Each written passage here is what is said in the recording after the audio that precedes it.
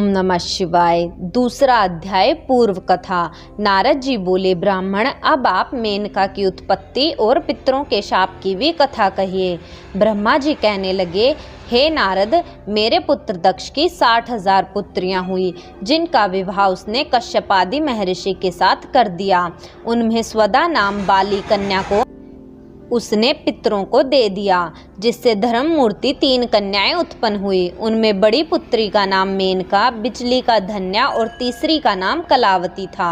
मुनीश्वर एक समय तीनों बहन श्वेत द्वीप में विष्णु जी के दर्शन करने गई तो वहां बड़ा भारी समाज एकत्रित हो गया, जिसमें ब्रह्मपुत्र सनकादिक भी आए और सबने विष्णु जी की स्तुति की। और सनकादिकों को देखकर सभी लोग उनके स्वागतार्थ उठ खड़े हुए, परंतु तीनों बहनों उनके समादर के लिए न उठी, क्योंकि शंकर की माया ने उन्हें मोहित कर दिया था। उनसे इस दुर्व्यवहार से क्रुद्ध होकर सनकादिकों ने उन्हें शाप दे दिया कि तुम तीनों श्रुति की जानने वाली थी, तुमने अभिमानवश हमें खड़े होकर अभिवादित नहीं किया और नमस्कार भी नहीं किया, अतएव तुम स्वर्ग से दूर जाकर मनुष्य बन जाओ। अब तुम तीनों मनुष्य की स्त्रियां बनो।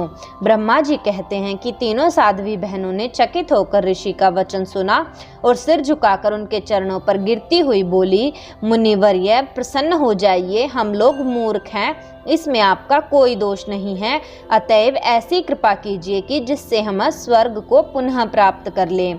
उन्होंने कहा, पितरों की कन्याओं, अब तुम प्रसन्न होकर मेरे वचनों को सुनो कि जिस प्रकार तुम्हें सर्वथा सुख प्राप्त होगा। हिमालय पर्वत हिम का आधार है, यह ज्येष्ठ उसकी कामिनी होगी और इसको पार्वती नाम की एक कन्या प्राप्त होगी और यह दूसरी कन्या जनक की पत्नी होगी और जिससे महालक्ष्मी सीता उत्पन्न होंगी। और द्वापर में यही उसकी पुत्री प्रिया राधा के नाम से प्रकट होंगी। मेनका को पार्वती जी का वर प्राप्त होगा और वह कैलाश तक जाएंगी।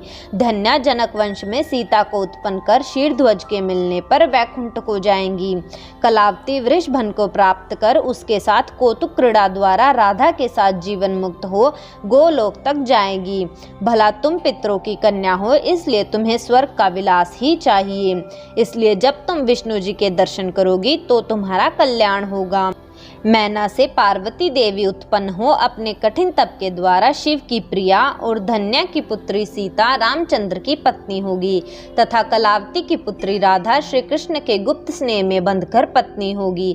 ऐसा कह मुनिराज अंतर्ध्यान हो गए और वो तीनों बहनें भी सुखी हो अपने धाम लोक को चली गई।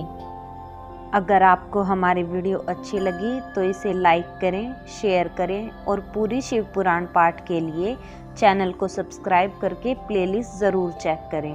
धन्यवाद। हर हर महादेव।